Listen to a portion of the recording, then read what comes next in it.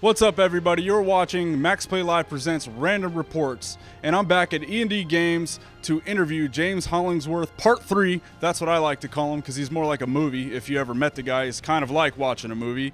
Anyways, I'm Ortec the Batman, and check these guys again with this fan crap. I'm not a fan. Anyway, watch the stupid interview.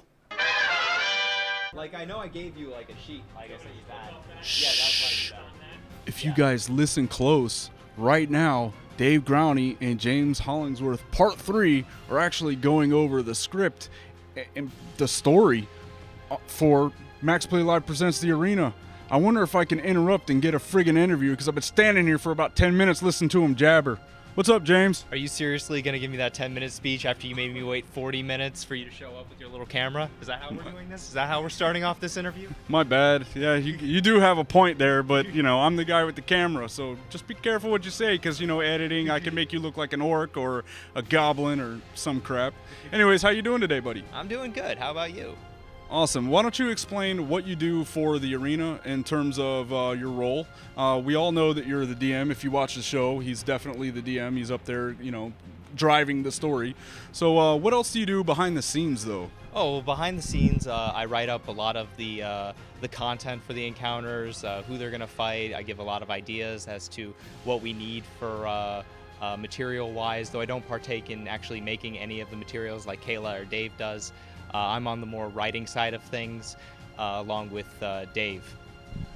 Dave Growney, you mean? Yes, Dave Growney of E&D Games. He helps write the encounters along with me. We throw the ideas back and forth and come up with a workable game for what we have going on. I work off a lot of what he builds, and he builds a lot of what I'm writing.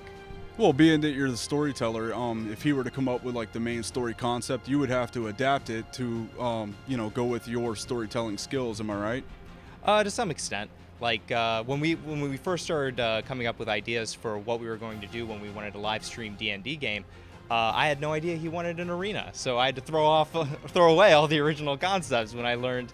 It's like, yeah, we're gonna have this grand arena. We need to build a story around that, and it's like, okay, that's fine. You know, it changes up what I'm gonna do, but we made it work. No walking through the forest or some crap like that. No. Yeah. Usually most D&D games go, you go town to town, you go from adventure to adventure, you find a tavern. Some reason people at taverns are always hiring drifters to do shady jobs that protect the town. And that's usually how most D&D games go. But an arena creates unique opportunities of its own, and an interesting sort of backdrop that's very more Roman than sort of traveling mercenary. So is D&D, is that just something that you got into for the show, or have you been playing for a long time? Well, after college, I had a lot of free time. This guy went to freaking college. Yeah. Well, let's go to my second point. I had a lot of free time because I was unemployed. And I had a friend who wanted to start D&D after he got into HeroClix and stuff, and he said, hey, you know, they have a D&D game around Wednesdays at this place called Yancey Street, which was where Dave was working before he started E&D Games. Oh yeah, it had grown into its own space, so to speak. So since then, I've been playing religiously D&D at that place, and then I moved to here, and I started playing here a lot. And after a while, I started DMing because I got really into it, and it's just been like really great to do ever since I started doing it about 2 years ago or so. What's more fun, running a PC or DMing a game? Well, I think consistently, like, you'll get a more moderate response from DMing because you have more control over the game, and you can make greater efforts to make a game interesting.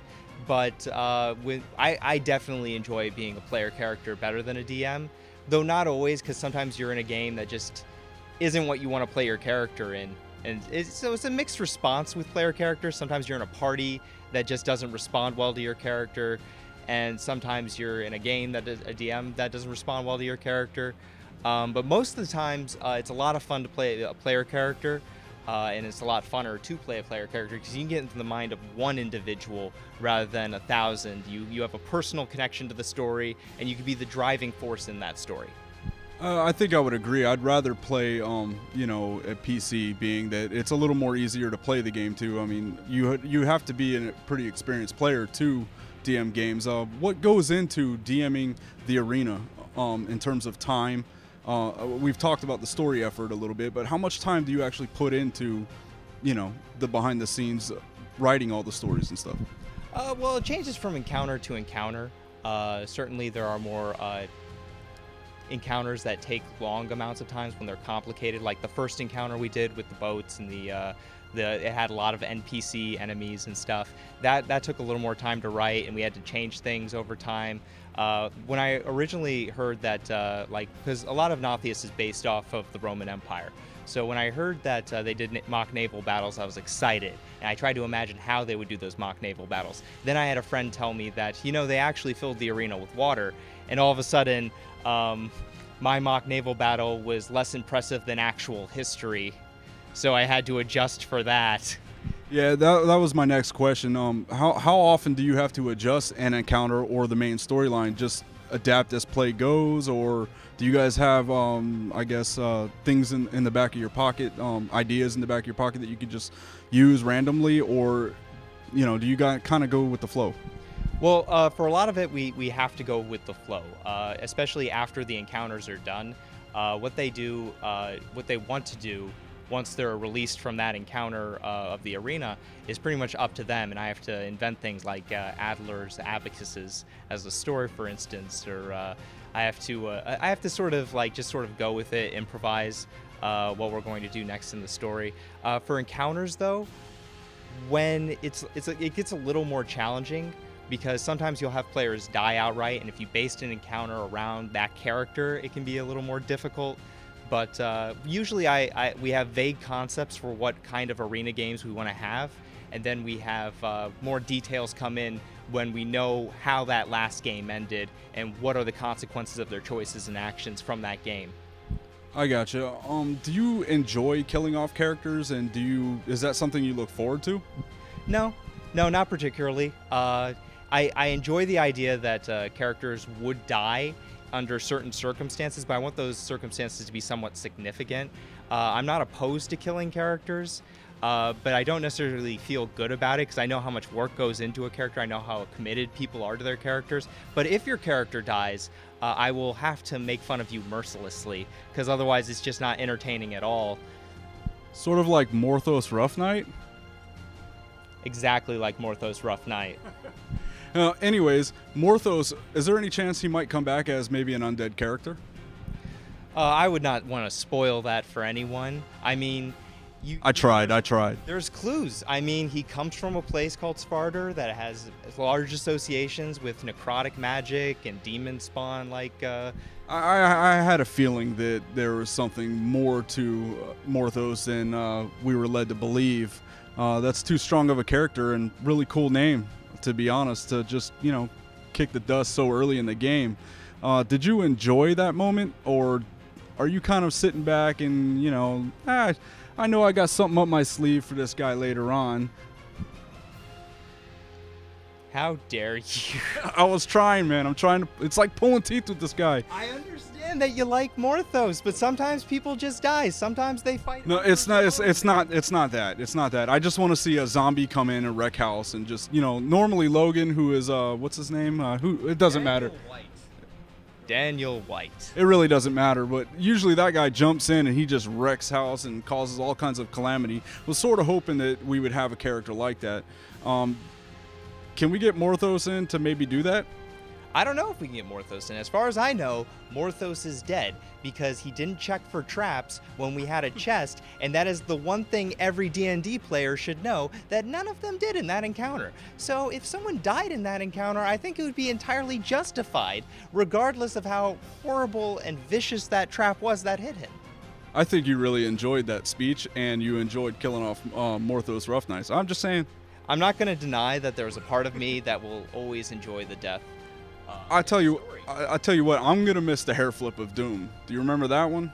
I remember. Yes, memories are important. I was really hoping to see another hair flip of Doom, but then he cut his hair, so serves you right. Take a dirt nap, right?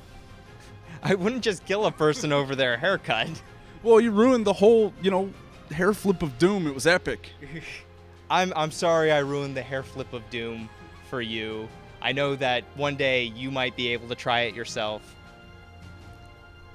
That was a low blow, my friend. That was a low blow. But anyway, I think you do a really great job DMing the show.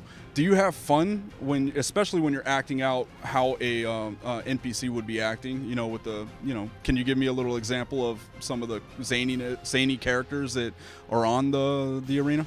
Well, I think absolutely. I love the hag. Just something about an evil old woman that just cuts people up with her sharp claws is just so much fun for me. And then there's Mullius, just that two-faced kind of guy that just walks up. I don't really have to do much of a voice for him, but it's just like, hey, how's it going? Yeah, you're gonna get tortured later, but I'm there for you, yeah. What about the Bard? Oh, the Bard. I kept on changing his voice. I think it was like something, it was just like, he was just like a guard. He's kind of like the man from Game of Thrones, the man says this or whatever that crap was. You mean Dario something? It's Naharis or Naharis or... I can't get a lock on the guy's face. I mean, just can't picture his face right now, so or remember his name for that matter. Da-dum-dum. Yeah, it's lame joke alert. Yeah. But yeah. Awkward silence. I'm sorry, I forgot. I lost the question. You made a statement, then you knocked the mic. I asked about the Bard. The Bard. Well, I do enjoy a good song. It helps cut down on exposition, which I find incredibly boring. I walk a desert of shattered and broken dreams. And looking back, I see the face of the most devilish of fiends. At the stables where I worked, he sat there by the cells. Charming, laughing, smiling. Hello, my name is Wells. Oh! He doesn't like So when you get to use music to express the motives of a character, it's rare that opportunity pops up. But as a DM, you can orchestrate it better. Well, who wrote the song? I did. Seriously? Yeah, I wrote. Who would I get to write the song? I'm amazed that you were able to pull it off. I mean, I thought it was hilarious and great addition to the game. But you wrote the song? Yeah, I wrote the song. The trick is to tell no one that you're gonna write a song and then sing it on a live stream, and then to just let it happen. Because otherwise, people would be like, "Wouldn't that be kind of weird?" And you'd have to be like, "No. It'll be. I'm a great singer." No, it's It's moments like that I don't drink coffee before the show. That's for sure. But anyway. This is James Hollingsworth, Part 3. Thank you for the interview, and we look forward to seeing you DM many more arena shows. Thanks, dude. All right, thank you. Fist bump. Anyways, thanks for watching. This has been Random Reports presented by Max Play Live. We're at E&D Games. Check out the little message thing down there for all the Twitter and all that crap. I don't feel like doing it because I'm lazy, right? You're not that lazy. I believe you were. You're ruining. No. Turn off the camera.